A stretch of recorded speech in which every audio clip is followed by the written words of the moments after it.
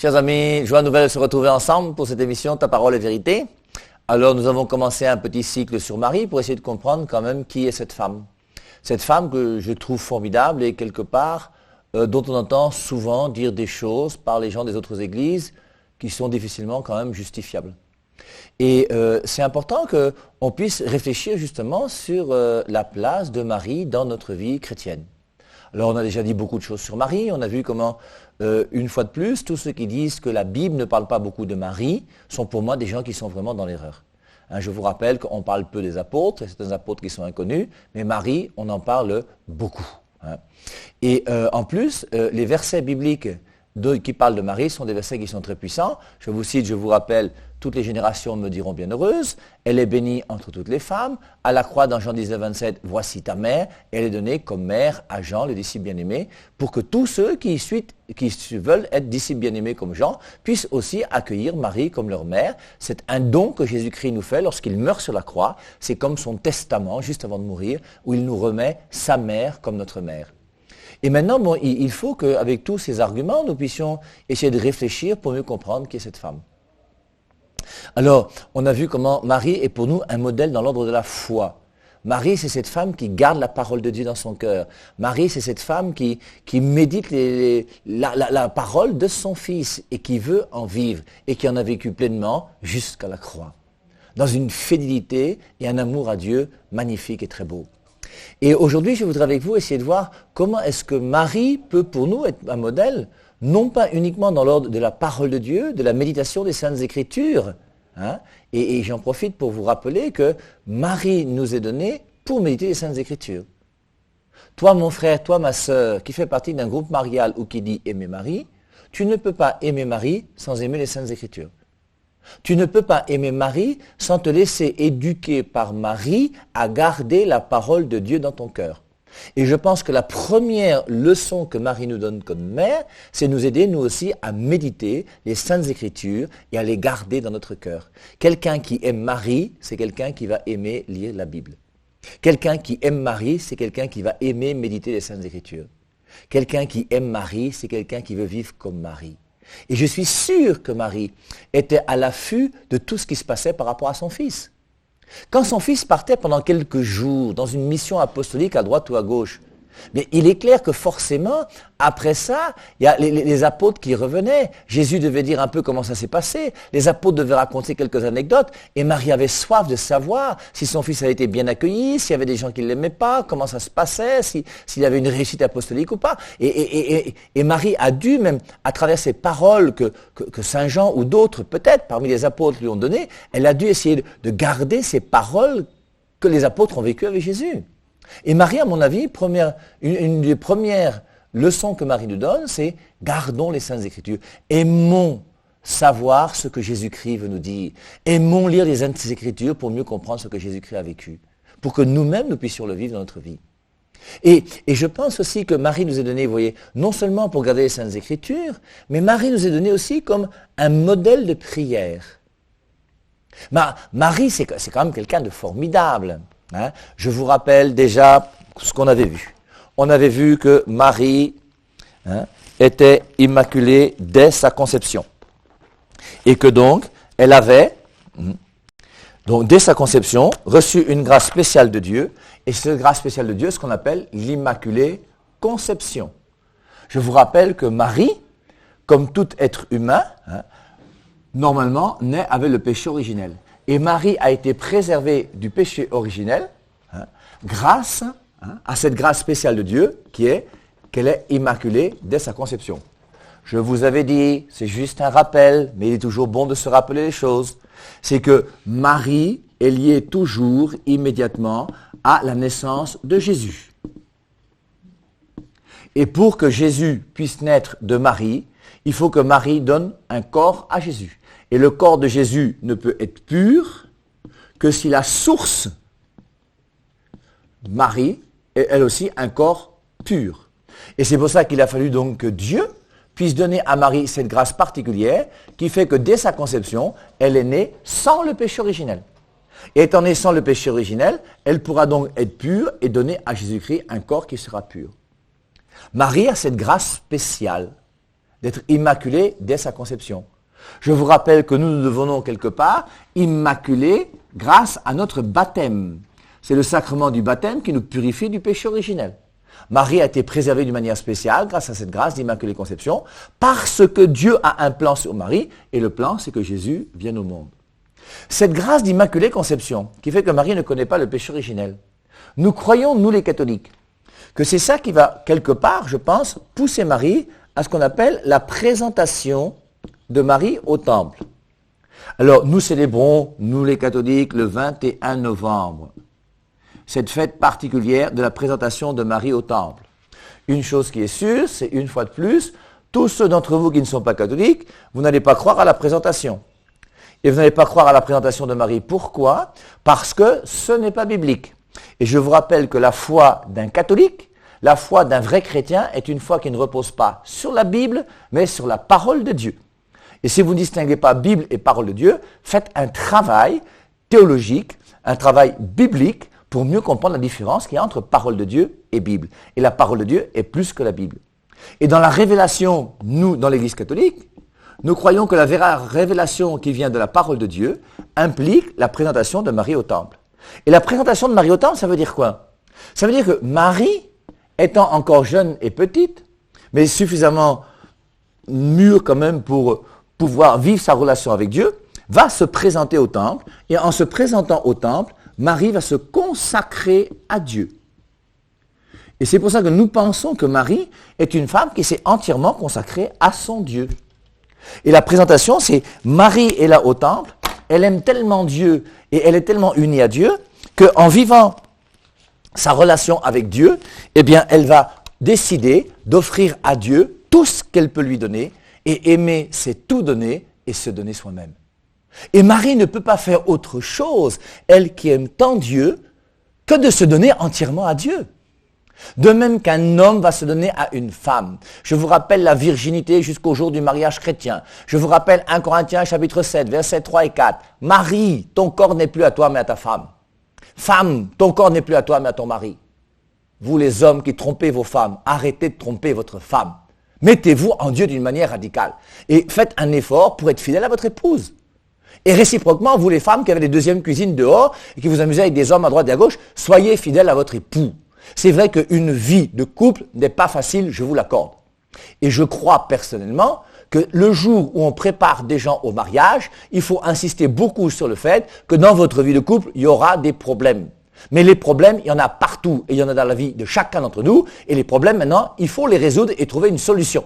Et la solution, c'est pas de tromper son mari, la solution, c'est pas de tromper sa femme. Ça, c'est la solution des lâches. J'allais dire les mboutoukous, j'ai pas dit. Donc, je continue. Et c'est pour ça que Marie elle-même, Marie est au temple. Elle vit sa relation avec Dieu. Et en vivant sa relation avec Dieu, elle aime tellement ce bon Dieu. Et ce bon Dieu qu'elle aime, elle ne peut pas lui faire de plus grand cadeau que de se donner elle-même à Dieu. Aimer, c'est tout donner et se donner soi-même. Et Marie décide de se consacrer entièrement à Dieu. Notre vie chrétienne, mes amis, c'est pas une vie comme ça superficielle, où on obéit à une loi, on va à la messe une fois de temps en temps, on dit à notre Père, je vous salue. Non, c'est une vie de relation amoureuse avec Dieu. Et Marie a vécu cette relation amoureuse avec Dieu d'une manière particulière. Non seulement quand elle est enceinte et qu'elle porte l'enfant Jésus en elle, non seulement lorsqu'elle accouche à Bethléem, non seulement lorsqu'elle va s'occuper de Jésus quand il était tout petit, quand il est devenu grand et en le suivant, non. Mais déjà, dans sa relation avec Dieu, étant au temple, Dieu est tellement présent dans son cœur que Marie trouve qu'elle ne peut rien faire d'autre de plus grand que de se consacrer entièrement à Dieu. Et je suis persuadé, moi, Père de Marie, que Marie s'est entièrement consacrée à Dieu. Quand vous pensez qu'un type comme moi, qui suis pécheur de mon état, qui me bats comme je peux pour mener ma vie chrétienne, je porte un habit gris comme celui-ci, pourquoi? Parce que j'ai prononcé vœu de pauvreté, chasteté, obéissance. J'ai prononcé un vœu que tous les religieux et religieuses de la terre ont prononcé. Ce vœu qu'on appelle le vœu de chasteté, qui fait que moi-même, Père Hervé Marie, je me suis engagé à vivre sans relation sexuelle jusqu'au jour de ma mort. Bon, est-ce que j'ai envie? Ça, c'est mon problème avec Dieu. Ou pas, ça vous regarde pas. Mais j'ai ce désir, et j'ai le désir au fond de mon cœur de ne jamais me marier. Je ne veux pas avoir ni femme ni enfant, parce que je veux être entièrement à Dieu. J'ai quitté mon père, j'ai quitté ma mère. J'ai quitté mon pays. J'aime Dieu. Et si un Mboutoukou comme moi, j'arrive à aimer Dieu, à essayer de me consacrer à lui, vous pensez que Marie, elle va faire comment? Mais forcément, Marie va faire encore infiniment plus que nous. Et Marie est un modèle qui nous montre que si des hommes comme nous et des femmes comme les religieuses acceptent de se donner à Dieu, il est bien évident que Marie l'a fait d'une manière encore plus belle que nous. Maintenant, pour abonder un peu dans ce sens, reprenons un passage biblique que j'aime bien et que je vous invite à lire. C'est la première épître aux Corinthiens, le chapitre 7. Et dans la première épître aux Corinthiens, chapitre 7, il y a tout un chapitre sur le mariage et la virginité consacrée à Dieu. Je vais vous lire simplement quelques passages. Encore qu'on pourrait tout lire tellement c'est beau. Ceux qui ont leur Bible, n'hésitez pas à prendre vos Bibles. Prenez vos Bibles ou méditez dans la journée à un moment ou à un autre. Et maintenant, il dit donc, je vous lis le verset 7. Ou bien d'abord, juste pour le plaisir, là, verset 3. Que le mari rende à sa femme ce qu'il lui doit, et de même la femme à son mari. Verset 4. La femme n'a pas autorité sur son propre corps, mais c'est le mari. Et pareillement, le mari n'a pas autorité sur son propre corps, mais c'est la femme. Et c'est ça le mariage. Et dans le mariage, c'est que mon corps, je le donne à mon époux. Et dans la vie religieuse, l'Église est l'épouse de Christ. Et dans la vie chrétienne, on se donne à Dieu. Et même un homme et une femme, dès qu'il est baptisé, est consacré à Dieu. Et j'appartiens à Dieu. Je vous rappelle, vous mesdames, que votre premier mari, c'est pas monsieur Kamdem ou monsieur Kamto. Votre premier mari, c'est pas Biya ou Atangana. Votre premier mari s'appelle Jésus. Et vous, messieurs, c'est la même chose. Votre épouse, par excellence, c'est pas la femme que vous avez à la maison, c'est d'abord, premièrement, Jésus. Le chrétien, c'est quelqu'un qui est consacré, donné, je veux dire, marié à Jésus. Et cette relation amoureuse avec Jésus est très importante. Et de même que dans le mariage, je donne mon corps à mon époux, mon épouse, avec la bénédiction pour montrer que Dieu passe avant mon mari ou ma femme. Eh bien, de même, dans ma vie, je dois être capable, moi aussi, d'avoir un corps. Et le corps que j'ai, je le donne en premier lieu à mon Dieu. Et c'est pour ça que Saint Paul dira au verset 7, « Je voudrais que tous les hommes soient comme moi. » Et je vous rappelle que Saint Paul n'était pas marié. Et Saint Paul dit d'une manière claire et nette, mais c'est biblique, je n'invente pas. 1 Corinthiens chapitre 7, le verset 7, Saint Paul dit bien d'une manière claire et nette, « Je voudrais que tous les hommes soient comme moi, mais chacun tient de Dieu un don particulier, l'un d'une manière, l'autre d'une autre. » Et Saint Paul était consacré à Dieu, il n'était pas marié, entièrement donné à Dieu. Mais il dit bien qu'il y a des gens qui peuvent se marier s'ils veulent, chacun reçoit la grâce de Dieu. Mais Saint Paul dit que moi, j'ai choisi, et si vous pouvez choisir comme moi, c'est pas mauvais. Et il est clair que si Saint Paul lui-même a accepté de vivre sans mari et sans femme, on comprend que la Vierge Marie, elle aussi, a pu faire la même chose. Je vous rappelle qu'autour de Jésus, il y a quand même pas mal de gens qui ont vécu cette virginité consacrée.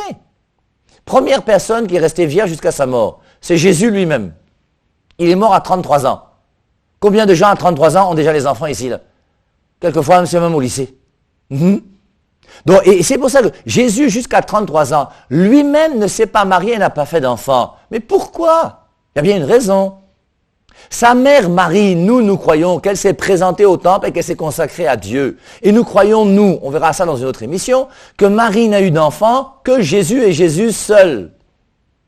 Petite parenthèse, tous ceux d'entre vous qui enseignez que Jésus avait des frères et des sœurs, je regrette, vous enseignez des versets bibliques que vous comprenez d'une manière tordue. Parce que Jésus-Christ a ni frère ni sœur. Et une des raisons, c'est laquelle? C'est que Marie n'est pas une femme qui fait des enfants avec n'importe qui et n'importe quand. Et Marie ne peut pas aller faire un enfant avec Dieu l'Esprit Saint et ensuite commencer à faire un enfant avec Joseph, avec je sais qui encore. C'est quoi cette histoire? Et au bout d'un moment, il faut quand même comprendre qui est cette femme. Donc, je reviens. Paul, consacré à Dieu. Jean, disciple bien-aimé. Pas marié, pas d'enfant. Jésus, pas marié, pas d'enfant. Et Marie, pas mariée, enfin, c'est mariée avec Joseph, on verra, mais pas d'enfant. Et le seul enfant de Marie, c'est l'enfant que l'Esprit Saint lui a donné au moment de l'Annonciation et qui fait que Jésus-Christ est venu sur la terre. Et nous croyons que grâce à ce mystère de la présentation que nous célébrons le 20 novembre, on voit Marie qui arrive au temple et qui se consacre à Dieu. Elle se donne à Dieu, comme Paul, comme Jean, comme les religieux et religieuses que nous sommes. Saint Paul, 1 Corinthiens 7,7. Je voudrais que tous les hommes soient comme moi, mais chacun tient de Dieu un don particulier, l'un d'une manière, l'autre d'une autre. Je vous lis maintenant le verset 27. 1 Corinthiens 7, 27. es-tu lié à une femme? Ne cherche pas à rompre ce lien. N'es-tu pas lié à une femme? Ne cherche pas de femme. C'est pas la parole du Père et de Marie. C'est 1 Corinthiens chapitre 7, verset 27. Saint Paul n'a jamais dit qu'il est contre le mariage, comme moi-même je ne suis pas contre le mariage, comme l'Église n'est pas contre le mariage, puisque c'est l'Église elle-même qui vous marie même à l'Église, qui vous prépare au mariage et qui souhaite que vous fassiez un mariage heureux. Mais vous avez un choix entre le mariage et une consécration totale à Dieu.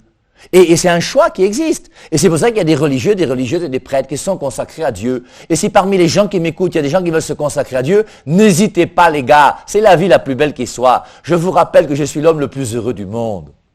Je le piffe mal, il me yamo, lui et moi et lui. On va encore faire quoi les gars? Donc je reprends 1 Corinthiens 7, 27. Es-tu lié à une femme? Ne cherche pas à rompre ce lien. N'es-tu pas lié à une femme? Ne cherche pas de femme. Je vous lis le verset 28. Dans le cas où tu te marierais, tu ne pécherais pas. Le mariage est bon. Dans le cas où tu te marierais, tu ne pécherais pas. Et dans le cas où la Vierge se marierait, elle ne pécherait pas. Mais ces personnes auront des afflictions dans leur chair. Et moi, juge de ménagement à votre égard. Je vous lis maintenant le verset 32. Or, je voudrais que vous soyez sans inquiétude. Celui qui n'est pas marié s'inquiète des choses du Seigneur, des moyens de plaire au Seigneur. Verset 33. Celui qui est marié s'inquiète des choses du monde, des moyens de plaire à sa femme, et il est partagé. Et la personne qui est entièrement consacrée à Dieu peut vaquer davantage aux affaires de Dieu. Dès que tu es marié, forcément, il faut t'occuper de ton mari, de tes enfants, il faut préparer la nourriture, il y a un travail à faire. Et forcément, ton cœur est partagé. Je termine maintenant avec le verset 38. Ainsi, celui qui donne sa fille vierge en mariage fait bien. Celui qui ne la donne pas fait mieux. Juste pour notre petite connaissance du mariage, je vous lis les versets qui finissent 39 et 40. Une femme est liée aussi longtemps que son mari est vivant, mais si le mari est décédé, elle est libre de se marier à qui elle veut, seulement que ce soit dans le Seigneur. Donc vous comprenez bien qu'au verset 39, il est dit, on voit que le mariage c'est entre un homme et une femme tant qu'on est sur terre. Maintenant que ton mari est mort et que tu deviens veuve, tu peux te marier avec un autre homme si tu veux, dans le Seigneur. Et verset 40 pour terminer, néanmoins elle sera plus heureuse à mon avis si elle demeure comme elle est. Or moi aussi je pense avoir l'Esprit de Dieu. Et quand tu as une veuve qui accepte de continuer à vivre son veuvage, Saint Paul lui suggère que c'est mieux que de pouvoir se remarier. Il est clair que si c'est une jeune veuve, on comprend quand même qu'elle a un grand désir de pouvoir continuer une vie. Mais quand on est déjà une vieille veuve, n'hésitez pas à rester tranquillement. Et puis maintenant que votre mari est mort, engagez-vous davantage en Dieu pour préparer le jour où vous aussi vous allez rencontrer Dieu. Donc tout ça pour vous dire, vous voyez, que la présentation de Marie au Temple que nous célébrons le 21 novembre est une fête qui se trouve dans l'Église catholique, qui vient de la tradition enseignée par l'Église catholique et qui n'est pas contraire aux Saintes Écritures. Et je pense que chacun d'entre nous, on peut comprendre quelque part que cette femme qu'on appelle Marie a eu ce désir de pouvoir se consacrer à Dieu, puisqu'on voit plein d'hommes et de femmes sur terre aujourd'hui qui se consacrent à Dieu. Et Marie, forcément, avait quand même une finesse, une sainteté que nous, on n'a pas, et forcément, était encore plus consacrée à Dieu que nous. Et on voit comment, vous voyez, Marie, dès qu'elle est jeune, a voulu s'offrir à Dieu. Et c'est important qu'on puisse comprendre pour comprendre que notre vie chrétienne, c'est pas premièrement dire des prières, c'est pas premièrement aller à la messe, même si la messe est importante, c'est même obligatoire chaque dimanche. Mais c'est vivre une relation amoureuse avec un ami. Le chrétien, c'est un amoureux passionné de Jésus-Christ. Et s'il n'y a pas cette passion amoureuse, cette relation amoureuse avec Jésus-Christ dans notre vie, il y a quelque chose qui ne va pas. Et Marie, à la présentation au Temple, a déjà cette relation avec Dieu particulière, qui va encore devenir quelque chose de plus grand. Le jour où à l'Annonciation, on pourrait, si on voulait relire l'Annonciation, c'est Luc chapitre 1, le verset 26. Et dans le livre de l'Annonciation, on voit justement dans cette Annonciation comment l'ange va venir dire à Marie, tu vas être enceinte, tu enfanteras un fils. Et le fils que tu vas enfanter, c'est le fils de Dieu.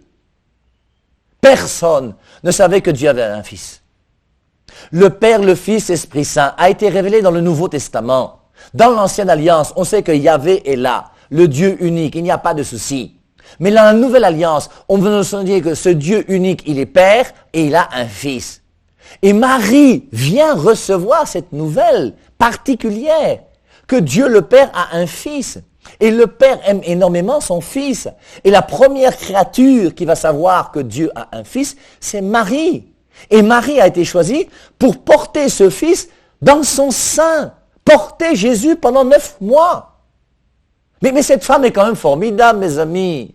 C'est quand même extraordinaire que Dieu ait même pensé un jour utiliser une petite bonne femme, femme de Nazareth, cette jeune fille, pour qu'elle puisse mettre au monde le Fils de Dieu.